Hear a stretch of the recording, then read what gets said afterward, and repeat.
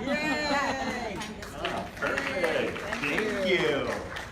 I probably don't need this one. So when Tyler called me and told me that she wanted me to come here and speak to you all, I thought, I am the last human they want to hear from.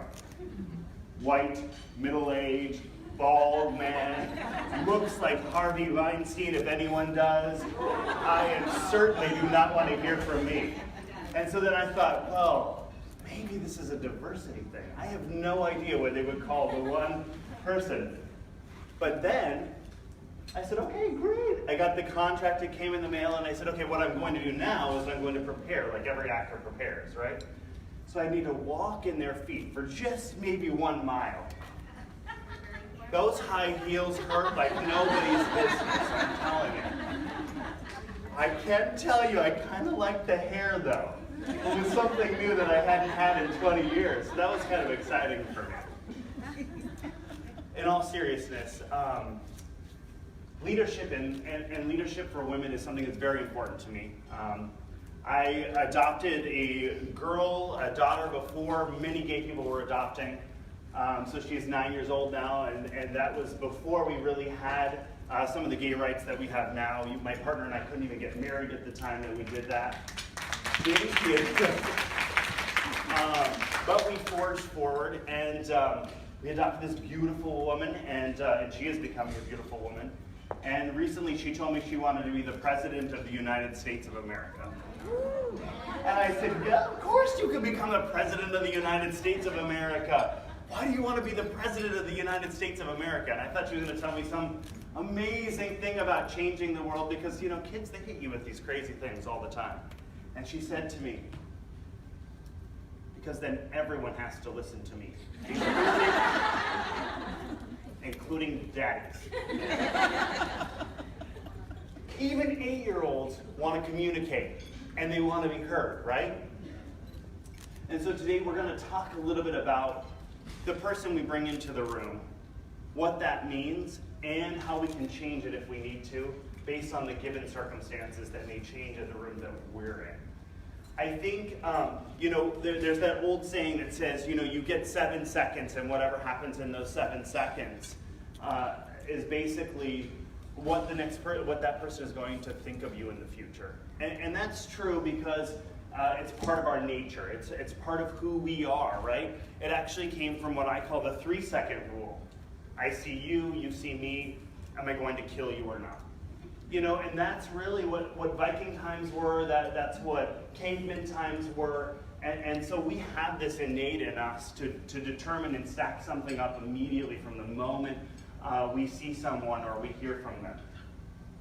But what most people think is that natural ability to talk to people or be with them is natural and not learned. And that's not true. Anyone can learn how to talk to a group or change the environment. It's all about emotional intelligence.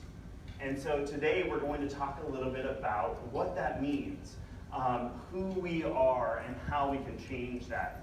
But the first thing we're going to talk about is a little bit about what we can do daily to prepare ourselves. So with a lot of my clients, I send them a video, and at first I think they think that it's just kind of ridiculous because I usually have them laying on the ground. We're not going to lay on the ground today. But typically I have them lay on the ground and do some breathing exercises to begin to center themselves and then to do some vocalizing exercises that really start to make you feel something.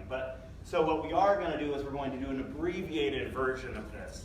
And I think that we're going to do it with our eyes closed just to make everyone who is here feel more comfortable. So I want you just to kind of close your eyes and breathe in, breathe out. Listen to the world around you. Think about the world that's around you.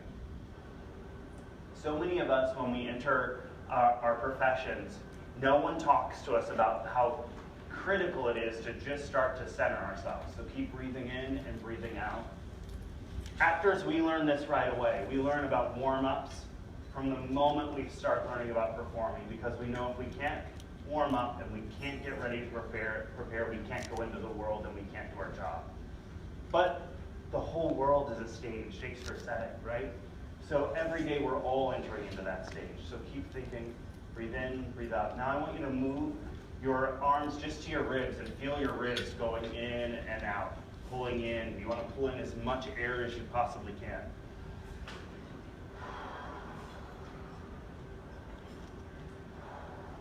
Okay, relax your shoulders, relax your shoulders. Now, put your hand on your stomach. This is where our breath is supposed to be coming from. This is where our sound is supposed to be coming from, all the way down here. Now just open your mouth and just do an R. Feel it going a little deeper. Feel the breath coming from here.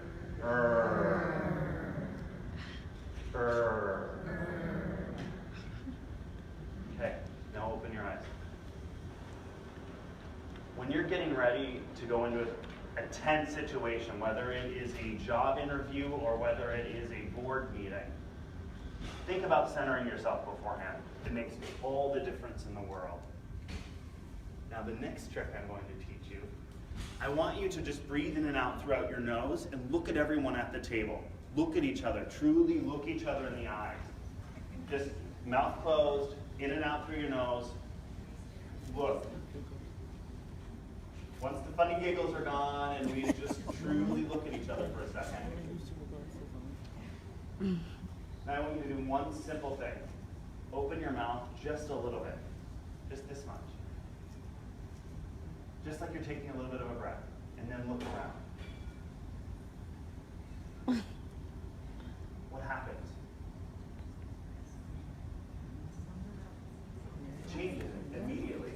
You go from I don't want any information, to I'm open to receiving your information. And all I did was breathe through my mouth a little bit and open it up. And it opened my eyes up. It opened up everything that I brought into that room in that given moment. That's who we are. And I think we don't even realize sometimes how close we can be just sitting, listening, or just sitting, paying attention to someone. It's such a small thing to just change one tiny element about ourselves. Now what I want you to do is I want us to look at the style guide that I just gave you. This is talking about your style, who you are as a communicator. There's a little form on there that it looks like it says my style on it. Looks like this right here. So 1 to 5, 1 to 5.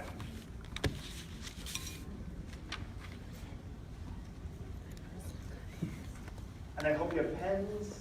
Yay. So now, let's just talk about the first one. Your degree of directness. What is your style? And rate it from 1 to 5. Are you very subtle, very indirect? Or are you very obvious when you communicate with someone? Or are you somewhere in the middle? Think about who you are and what your style is.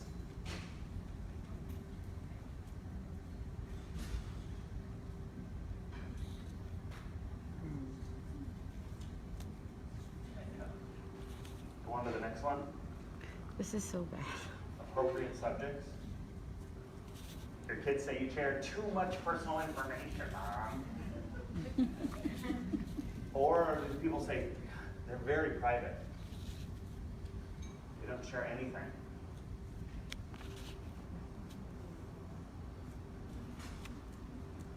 When you speak, do you use facial expressions? Or are you pretty stoic when you talk?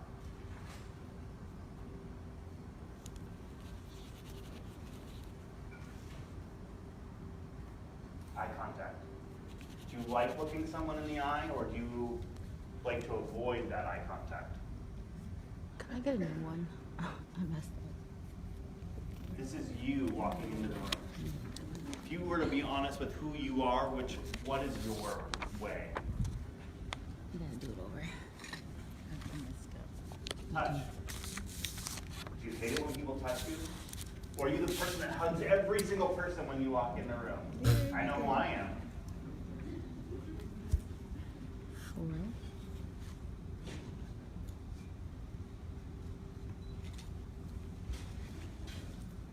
loudness? Do you speak really loud? Or do people say, what did she say?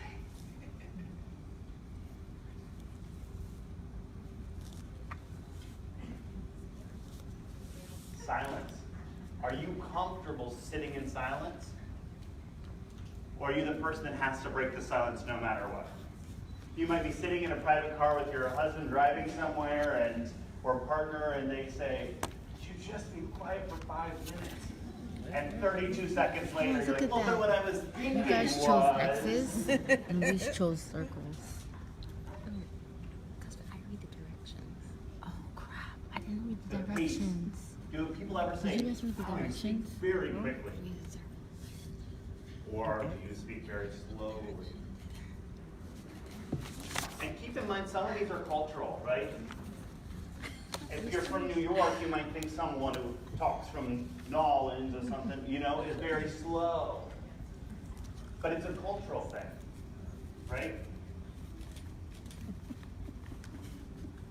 Your gestures. You use your hands. Are you Italian to the core? Yes. Or does it drive you nuts when people Definitely use don't their read hands, directions. right? I have to do better with that. And the last thing is pitch. What pitch do you use? Are you talking from up here when you talk? There are actually certain languages that the whole pitch is up. Most individuals from India, this is where their pitch comes from. That's not common in the United States or in America, right? We speak from here, so it's very deep and dark. So even when someone speaks in a different pitch, we can't even understand them. They could say the word perfectly, but we have the inability to truly listen to it because we haven't been born to listen to that our whole entire lives. So it's very, very hard. It's something that I work with a lot of clients on, how to move their pitch, how to talk from a different resonant place and location. So now that you have your style, how about you talk with everyone at your table and kind of talk about what their styles are for them? Are you guys similar? Well, and I would anticipate. I have. Yeah, I'm fast. I think I'm kind of in the middle. I'm in the middle in a lot of ways. And then a little bit further. Yeah. Thurston. I am definitely a gestures. I'm not as loud. Well, I'm learning to be louder. Jeremy's contradicting all of this crap. He's not believing a word of this mess. I'm more on the extreme side. Yeah. And I like to be Girl, look at me and you. Yeah. It's identical. Yeah. I have a little more threes than you. I'm in the middle with certain things, but I'm on the extremes. yeah. Yeah. Also, my dad taught me that. Hey, Dr. Wright, do you agree with these circles? Everything is to the right. While you are all talking, think about No, not really. Over share. Your director maybe and share a Mary little who something have eye of yourself. contact even when they don't If want you to. talk with your hands and Frequent you touch want all to the just time. talk about where that came Loud from. My on mom the talked like that. My 6. dad talked like that. No silence. Really start to think mom about talks where with her you hands. came from. That's where I get Yeah, that. you're all the way. I like silence occasionally. I'm a 3. I'm not as loud as my mom. You're all over there. Yeah. I definitely get high pitched. Which one is on a 1 for you? Like, Which one did you put for a 1? Comfortable with silence. Oh yeah, that's definitely, that's like a -4. Comfortable with silence.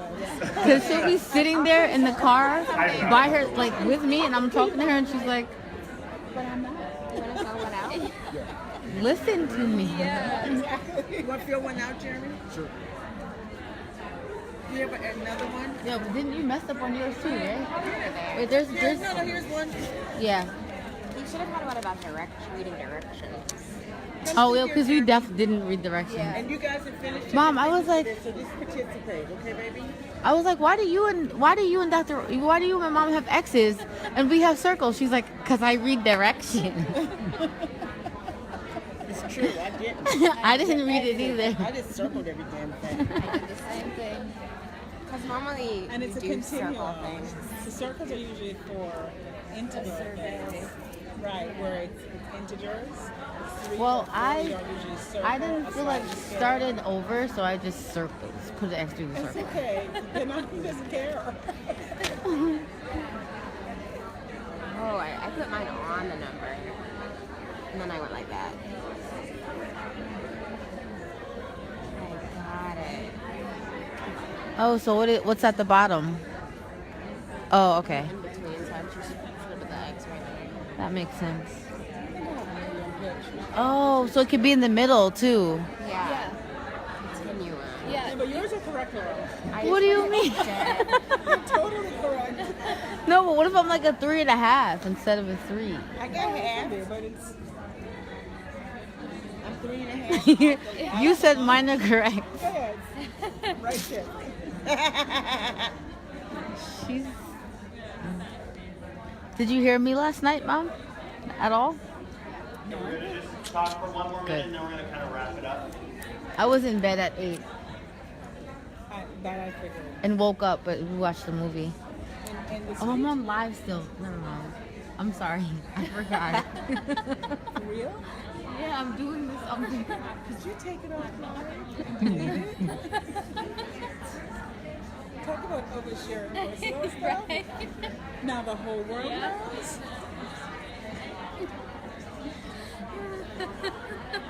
Let's keep it real at a way.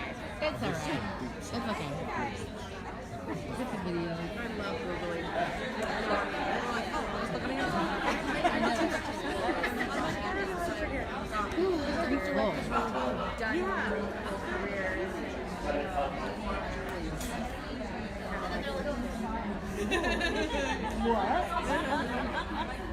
Yeah.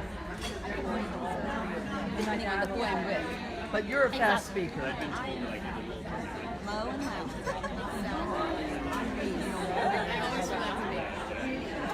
You're an actor. Come on.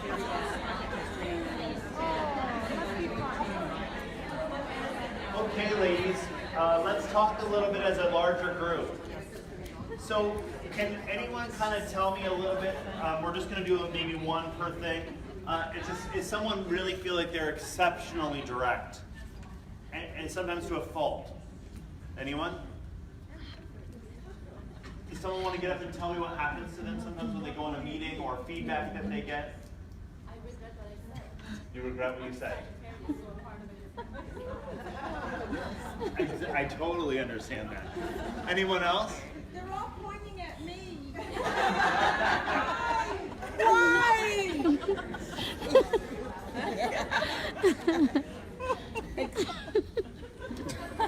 Then they give you a microphone. Exceptionally direct, I would say. And then they give me a microphone. How about anyone who is, yeah. Oh, yeah, definitely. So I think some people respond differently to that. I have patients who say, I really like it, Dr. Ross is very direct, she tells it like it is. And then there are patients who really wish she would beat around the bush a little more. So it doesn't please everybody. It's true. My patients appreciate my directness more than not. So let's talk about that for a second. What does that mean to us? Like, we feel like, okay, your patient feels they love your directness, right? But some of them don't. So there are moments when I think other people are coming into our tribe and we're coming into other people's tribes, right, for a moment. And I think as a medical professional, often you're going into their tribe rather than the other way around, right? And so how do we assess that situation very quickly and change so that we understand that this person maybe doesn't want me to be direct? I kind of give them a heads up before I tell them something. I say, I apologize, but I'm pretty direct, so I hope you don't get this the wrong way. But you're here to, you came to me to hear my honest professional opinion, and I'm going to give you that way, give you the opinion that way. This is what I think, and it may not be easy to take, but that's what I think. So I sugarcoat it a little bit, or give them a little bit of a heads up, so that if they're within the other tribe, that they get, surprised by that, they can handle it a little easier. Yeah. And then do you work with them on any ways to cope with the way they're going to receive your information? How do you do that? I use a little bit of the touching their back and sit closer to them and make sure that I have, eye contact. If I can throw a personal experience or story to lighten that up a little bit, I do that. How else? Yeah, and I try to elaborate on this, like add a little bit of the story to their personal, the news that they're receiving, so they can, they can digest that a little bit easier. Yep. That's great. Yeah. I'm very direct, but I try to be very nice about it too. So I'll say it's so important that you come to your appointments. You missed your last two, and I'm really worried that since you're not getting your labs checked, that we might be missing something. This is what could happen, and blah, blah, blah. You really need to do this so we can take the best care of you. Stuff like that. And sometimes a few visits later, they'll say to the resident rotating with me, yeah, Dr. Rhoda really told me what like it was, and I'm glad I listened to her because I'm doing much better. I'm sure there are some that are thinking exactly the opposite. And they don't come back. Right, exactly what we're talking about. That's a great example, right? Well, and I think that's cultural too. One of many of my clients are foreign, and one of them said, "Such the American thing. I've always got to say that what you guys are doing great before I can say anything else." It's like, you showed up to work today and I have to say you were amazing. And she's Russian, and she said, in Russia, the only time you're going to hear from me is if it's not good. Every other moment it's awesome, So tell me about appropriate subjects to talk about. Anyone here share too much? As a doctor, that's probably not necessarily the thing you want to ever do, right? Right now. How about facial expressions? Yeah. I never knew this until my 10-year-old daughter a couple of weeks ago started pointing out to me that when I say thank you to people, my face is very flat. And so I think we don't understand our expressions a lot of times. I really don't know what my expressions are in the face until someone else points it out to me. And I think that's one of those things that's really hard, right? Especially because our culture then uses derogatory terms like resting, whatever face or whatever, and it's like, well, I just don't necessarily overly express myself with my face. I obviously do, but there's a lot of people that don't, and so especially if they have Botox on them. Very true. Okay, I won't focus. I thought about it for a moment. What about eye contact? I think this is even a bigger one. Yeah, I do. How do we feel about eye contact? Anyone? Yeah.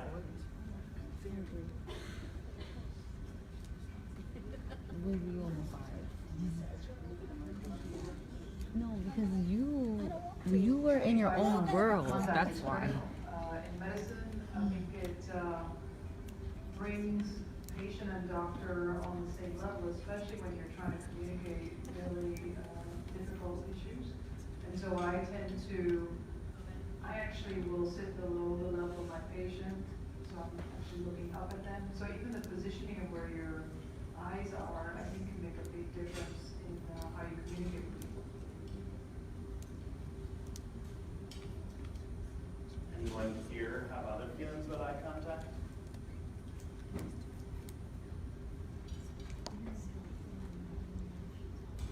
I actually think our perception of what the patient is really about and their complaints, you gather a lot more information and you spend 2-3 minutes just looking them in the eye when they're communicating, because you're gathering other information that you're not listening to, because quite often they don't communicate everything in words.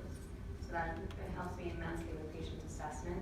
And then if I'm communicating something that I truly want them to hear, I always make sure to make eye contact first, and I think that improves retention. Yeah. Our biggest challenge to eye contact is the documentation right now, and the amount of time we have to put in our computer.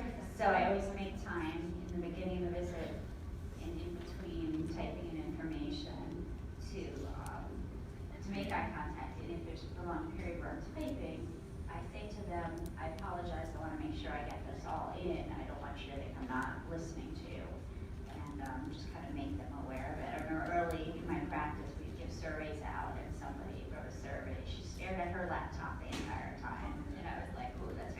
Only got it once.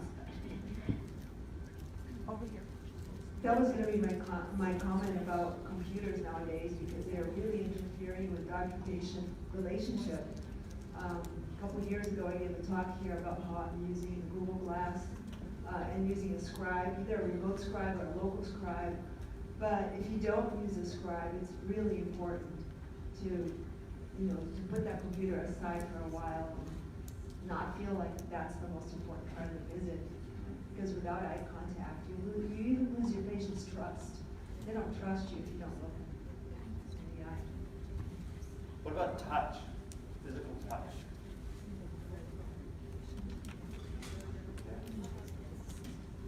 I think if I were in physical exam, I think it's very patient dependent, and I think you kind of need to get a sense from the patient. If a patient's crying, I don't just put my hand on their shoulder. That's what I just said. You kind of get a sense from the patient whether there's someone who's going to be receptive to touch or someone who's going to withdraw from it. What do you feel about touch and the whole, yeah? No, you're totally good.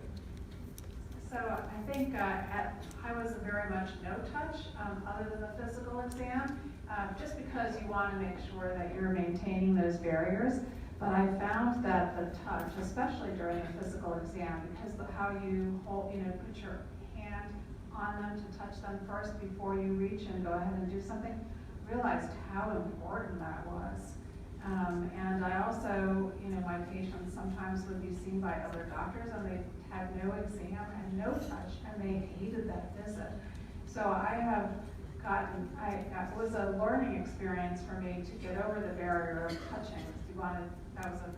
When I grew up, that's why you just didn't touch the patient except during very focused exams. So I think touch is very important for the patient.